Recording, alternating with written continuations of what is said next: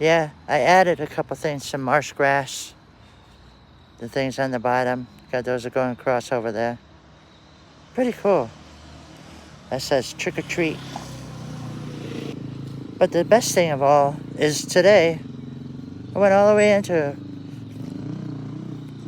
Rhode Island and bought this boat. 1976. It's a Carefree boat. MFG. Everything's original. The motor.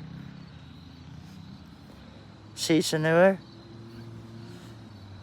Electric start. Everything is original to the boat. It's in really good shape for the year. Tell you, it's got a horn. It's got a fish finder. Tells you the depth of the water, too.